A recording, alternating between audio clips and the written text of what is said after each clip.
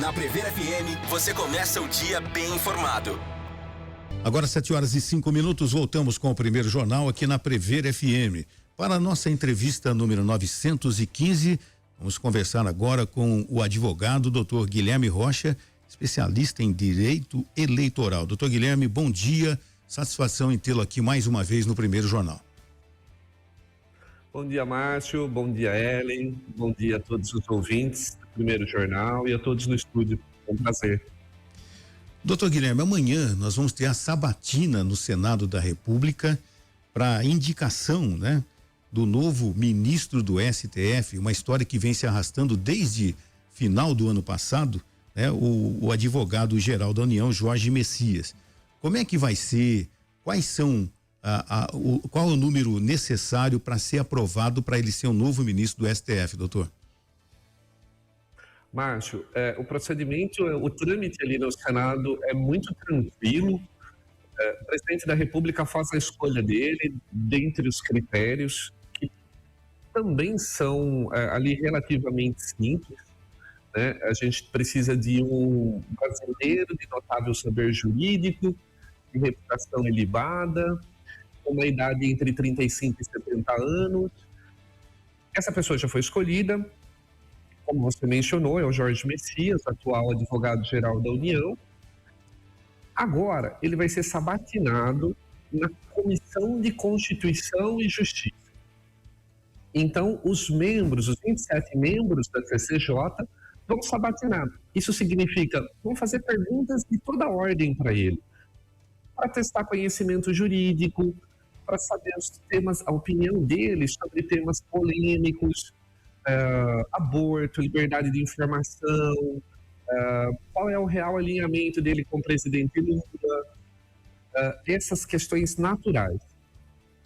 Aprovado por maioria simples ali na Comissão de Constituição, então a gente está falando ali de do total de 27, a gente está falando de 14 votos, ele vai ao plenário. E aí o plenário precisa aprovar o nome do Jorge Messias por maioria absoluta. Eu estou falando precisamente de 41 votos no plenário. 41 votos são necessários, né? E a gente sabe, né? Como o doutor falou, né? Ele tem que ter amplo conhecimento e tudo mais, mas nós sabemos que essa indicação é uma indicação política e a aprovação ou não também é política, né?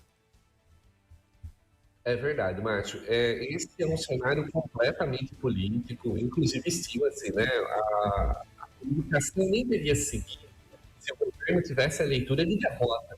Então, o governo seguramente tem a leitura de vitória, de quantidade suficiente de votos. Por isso fez a indicação, a gente acredita nessa aprovação, e a indicação, ela é política. Inclusive, se nós formos fazer um comparativo aqui muito rápido, né, entre o substituído e o substituto, entre o Barroso e o Jorge Messias. O Barroso, Marcos, é um professor universitário, é um acadêmico, é um pesquisador do direito. Desde quando eu era estudante de graduação, lá no começo dos anos 2000, quando a gente ia para qualquer congresso, o Barroso estava lá, era não obrigatório. É um perfil agora, então, diferente em relação ao Jorge Messias. Ele também tem mestrado e doutorado, um doutorado concluído agora recentemente, em 2024, uma produção acadêmica, Márcio, que não se compara. São duas trajetórias acadêmicas completamente diferentes. Doutora, uma coisa que a gente sempre fala aqui é essa forma de indicação política, como a gente entendeu aqui, sempre político, né? Desde a indicação até mesmo a sabatina, que é pelo Senado. Se o Senado tiver algum interesse contrário político, todo mundo pode votar contra, acabou, vai ter que achar outro. Não existe na Constituição uma forma de mudar a indicação, e por que esse modelo é o atual, né? Não existe uma forma como se fosse um concurso público, uma outra forma que não entrasse pelo meio político, doutor? Existe a possibilidade de alteração por meio de emenda. Por exemplo, em 2020, esse artigo que fundamenta todo esse processo de nomeação e aprovação, que é o 101, ele foi alterado. A gente reduziu a idade máxima de 65 para 70. Da mesma forma que esse critério foi alterado, outros critérios também poderiam ser alterados.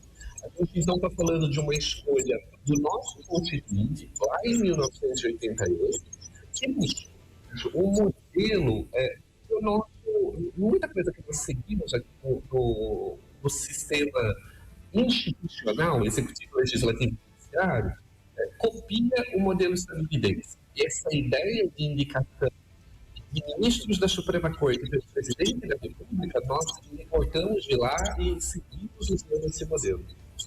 Se chegar amanhã na votação, ele não for aprovado, como é que fica a situação, doutor? Aí, Márcio, a cadeira continua vaga. Bom, primeiro, politicamente, seria uma tragédia política, né? Porque a gente tem notícia aí da última rejeição de ministro do Supremo Tribunal Federal lá na Primeira República, imagina. Então, nós estamos falando ali em 1890 e tanto, né? Então, primeiro, uma tragédia política, e aí depois a cadeira continua vaga para que o presidente Lula faça uma nova indicação.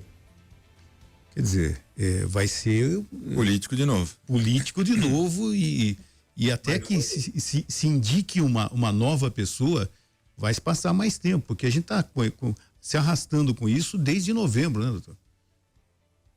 É verdade, a gente tem 10 ministros, né, tem uma cadeira vaga, e se nós tivermos que temos um país com mais de 200 milhões de pessoas, uma judicialização, um índice de processos judiciais absurdo, e que grande parte desses processos chegam ao Supremo Tribunal Federal, concentrado nesses 11 ministros, imagine aí a demora, né, de tramitação desses processos. Doutor Guilherme, a gente gostaria de agradecer mais uma vez a sua participação. Vamos incomodá-lo outras vezes, afinal de contas, ano político, muita coisa vai acontecer, vamos falar de eleições, de algumas mudanças que vão acontecer nas eleições de 2026. A gente vai contar com a sua participação outras vezes. Doutor, muito obrigado, viu? Eu que agradeço, Márcio, a todos aí no estúdio, é sempre um prazer. De fato, esse é um ano muito movimentado no país, ano de eleições nacionais, e é sempre um prazer participar aqui com vocês. Um ótimo dia a todos. Obrigado, bom dia, doutor. Você ouviu Primeiro Jornal Previr FM.